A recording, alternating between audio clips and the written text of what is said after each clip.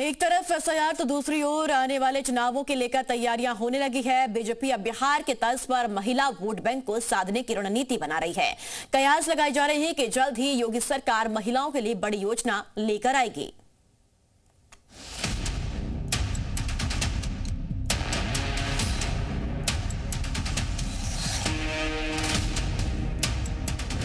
UP में PDA की card M हथियार। योगी की हैट्रिक का एम फैक्टर। यूपी में समाजवादी पार्टी के पीडीए की कार्ड निकाल ली गई और लगातार तीसरी बार सत्ता पर काबिज होने के लिए योगी आदित्यनाथ का प्लान तैयार। पीडीए जिसकी परिभाषाएं लगातार बदलती रहती हैं, लेकिन फिलहाल की परिभाषा है पिछड़ा, दलित और अल्पसंख्यक, और इसी को काटने के लिए योगी मिशन एम में जुट चुके हैं। एम का मतलब है महिलाएं। यूपी में महिला बीजेपी अध्यक्ष बनाने की चर्चाएं। महिलाओं के लिए चुनाव से पहले लाभकारी योजनाओं का ब्लूप्रिंट तैयार हो रहा है।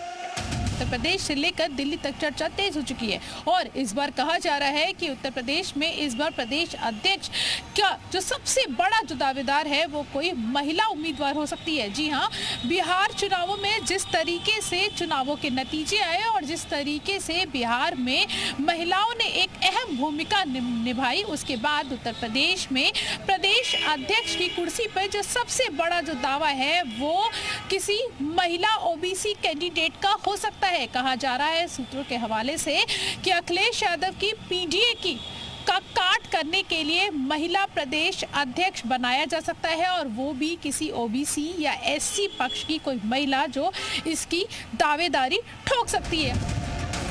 यानी बिहार में जिस तरीके से महिला शक्ति ने एनडीए की जीत की पटकथा लिखी, उसी फॉर्मूले को दोहराने की तैयारी है उत्तर प्रदेश में। चर्चाएं ये कि बीजेपी बड़ा दाव खेल सकती है उत्तर प्रदेश में महिला प्रदेश अध्यक्ष की नियुक्ति करके, तो वहीं कोशिश है महिलाओं को लाभकारी योजनाओं से जोड़ने की। उत्तर प्रदेश में विधानसभा चुनाव को लेकर बीजेपी अभी से अपनी तैयारियों में जुट गई है। इसीलिए 2027 के विधानसभा चुनाव से पहले बीजेपी महिलाओं के लिए एक बड़ी योजना ला सकती है।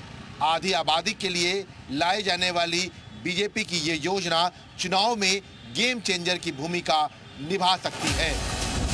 और इसी के लिए उत्तर प्रदेश में स्टेट रूरल आजीविका मिशन फुल स्पीड पर है। 10-10 महिलाओं का स्वयं सहायता समूह बनाया जाएगा, उनको सब्सिडी पर लोन दिया जाएगा, उनको ट्रेनिंग दी जाएगी और स्वरोजगार से जोड़ा जाएगा। एक आंकड़े के मुताबिक अभी तक 98,76,000 महिलाएं स्वयं सहायता समूह से जुड़ी हैं। तो वहीं 30 लाख लखपति दीदी बनाए जाने का लक्ष्य भी है, जिसे 18,56,000 महिलाओं की आय 1 लाख रुपए सालाना से ज्यादा हो चुकी है। उत्तर प्रदेश की करोड़ों महिलाओं को आर्थिक रूप से सरकार के माध्यम से सहायता मिल रही है, जिसके चलते उनकी न सिर्फ आर्थिक सशक्तिकरण हो रहा है बल्कि वो सामाजिक रूप से भी मुख्य धारा में शामिल हो रही हैं। विभिन्न माध्यमों से महिलाओं के लिए नीतियों को लागू किया गया। उत्तर प्रदेश की पुलिस में महिलाओं के लिए पदों को आरक्षित किया गया। आज उत्तर प्रदेश की महिलाएं कारखाने से लेकर कारतूस बनाने का काम कर रही हैं। लेकिन उत्तर प्रदेश की महिलाएं, उत्तर प्रदेश का यूथ ये समझ चुका है, खास करके पीडीए समाज का, कि भारतीय जनता पार्टी उनके साथ छल कर रही है, उनके साथ धोखा कर रही है। इसलिए 2027 के चुनाव में भारतीय जनता पार्टी का कोई दांव चलने वाला नहीं है। 2027 के चुनाव में पीडीए ही चलेगा। अब सवाल ये कि उत्तर प्रदेश में एम फैक्टर पर भरोसा क्यों? तो जवाब ये कि बिहार में एनडीए की ऐतिहासिक जीत में महिलाओं ने साइलेंट वोटर की भूमिका निभाई। महिलाओं का वोट प्रतिशत पुरुषों से ज्यादा है। नीतीश का दांव महिला वोटर्स पर सटीक बैठा और महिलाएं बिहार चुनाव में गेम चेंजर साबित हुई।